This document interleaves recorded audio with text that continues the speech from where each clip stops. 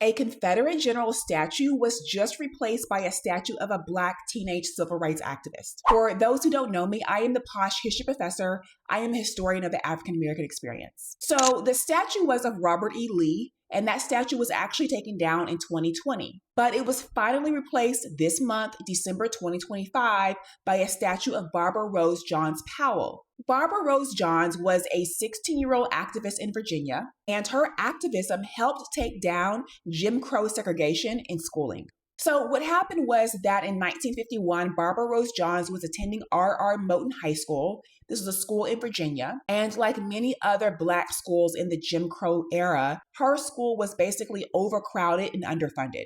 And so instead of accepting these conditions, Barbara Rose Johns decided that she was going to organize a student protest. She convinced hundreds of her fellow students to basically go on strike from their classes. And that protest helped lead to a civil rights lawsuit, one of the 5 cases that became known as Brown v. Board of Education. The 1954 Supreme Court decision, which said that racially segregated schools were unconstitutional.